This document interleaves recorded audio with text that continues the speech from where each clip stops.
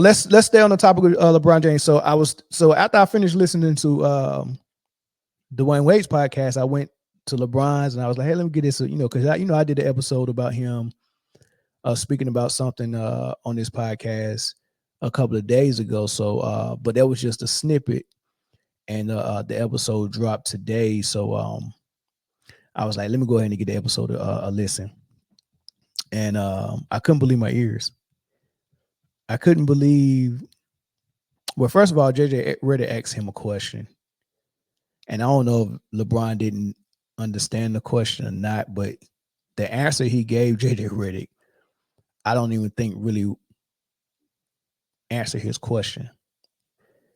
But what he did say, I was just shaking my head. I said, after he done told everybody that he was flipping plays at 8 years old, and that's something that people on his team can't even do right now. When he said that, I was like, wow, there's no way he can come back and say something like that. Like, he throwing his teammates on the bus. There's no way he's going to say something like that every single episode. Please, because it's been episode 1, 2. I think the first episode he said, I think the first episode might have been him flipping the plays at 8. The second episode may have been, can't remember what it was for the second, but here we are again. Let me just play for you what he said. Do you think for you there was anything transferable from what you learned in high school to what you had to do in the NBA, especially early on? From a coach's perspective, or from just from on a the player? court, on the court, being a player on the court. No. Totally different game? It was a totally different game, but the nuance and the fundamentals and, the things that was being taught to me as an 18-year-old, I kind of had already knew a lot of that shit. I mean, it's weird to kind of say, because you feel like when you get to the NBA, you're going to learn so much more, which I eventually did, and I think that just came with, like we always talk about, experience. The best teacher in life is experience, but when I got to the NBA, the biggest adjustment I had was literally just going from like, oh shit, I don't have to go to class every day. I'm going from 27 game season to now 82. So like, oh shit, like after 27 games in the NBA, around about 32 games, I'm exhausted. So now like, what can I do to get the energy back going? But as far as when I stepped out on the floor, there wasn't too much of an adjustment. I felt like I was physical enough. I felt like I had the size, I had the speed, obviously, I had the athleticism, obviously. You have some of the vet tricks and things of that nature, how to get away with certain things that I had to kind of learn and whatever the case may be. But, and then I was thrown around with many positions my rookie year too. Like at one point I was a 2 guard. At one point, my first game in Sacramento, I was coming off floppies. Oh, we'll get to that in a bit. Yeah, We'll get to that in a bit. Yeah, and then next we make a change or whatever. Now I'm the point guard. It's like, which is one natural position for me, but also not a natural position. Like I love to pass the ball. I love to bring the ball up, but I've never really started at the point guard position. So it's still very different. But I was able to just kind of seamlessly just move right on in. Just figure it out on the fly a little bit. Yeah, figure it out on the fly. He said he was with the tournament going on right now. He said I was able to come in the league as a rookie, coming fresh out of high school, and just seamlessly just slide it. It wasn't no adjustment period. I ain't have to learn much. Yeah, the veteran tricks of the trade. Yeah, how I can get away with this foul or how I can do that. Yeah, I had to learn that. But everything else, I was ready. I was physically ready. I was mentally ready. The only thing that was different is that we played more games and my legs got tired. But other than that, man, I was just ready. At 18. Who believes that? Seriously. And furthermore, have we ever heard anybody come out and just and say something like that? Anybody?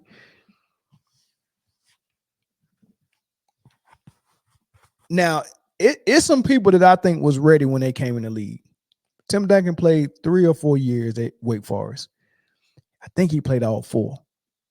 Right. So he shows up a grown man with a grown man body, with a lot of experience, a lot of head knowledge, you know what I mean? Polished like a mug.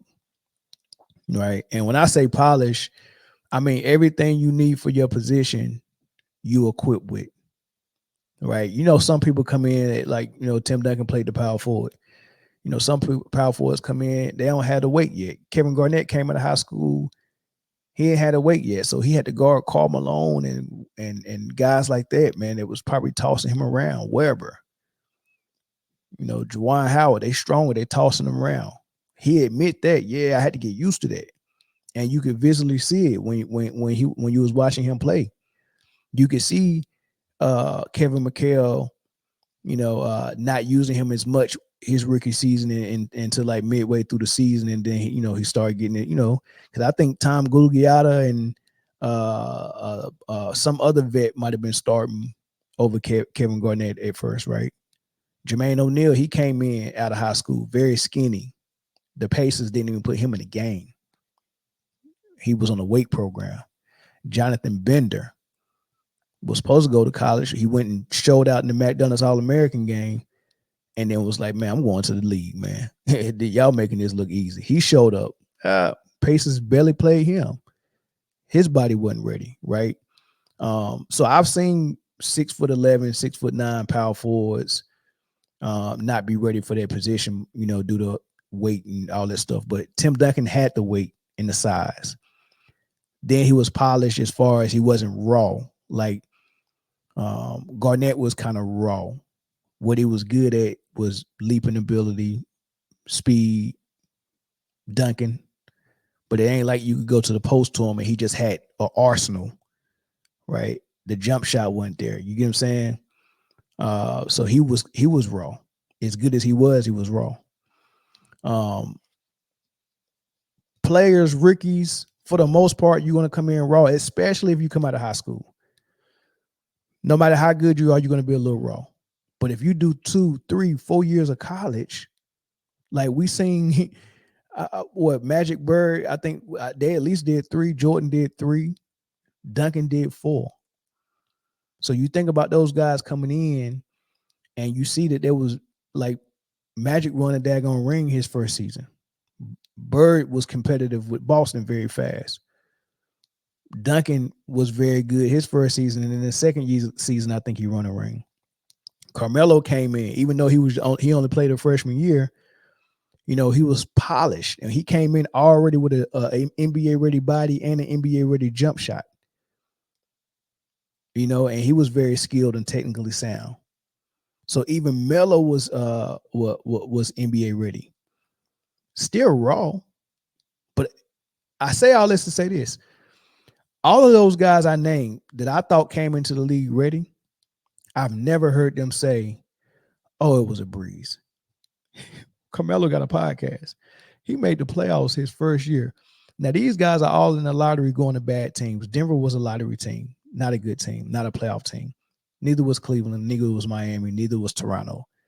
Bosh, Wade, LeBron, Melo all went to those teams, non-playoffs teams in the lottery. Melo and Wade both made playoffs that year. LeBron didn't. So if anybody was ready, it was Melo and Wade. This man telling us he seamlessly just fit into the NBA game and didn't have no setbacks. He didn't have to make no adjustments other than figure out how to play 82 games because we're not playing 27 no more. Come on, LeBron. Come on. You got to stop saying this stuff, man. You really got to stop saying this stuff. Like, what does that do? And JJ Redick didn't even ask you that, so I can't even say he set you up for that question. He asked you if anything you learned in high school translated to the NBA. Like, did you learn something in high school that you went to the NBA was like, oh, I can use that? And he said no. And then he went down a path to tell him how ready he was, and he just seamlessly got into the NBA. He kind of started out by saying that, you know, everything that I was taught. Let me see. Do you think for you there was anything transferable from what you learned in high school to what you had to do in the NBA, especially early on? From a coach's perspective, No, or from just from on a the player? court. On the court, being a player on the court. No.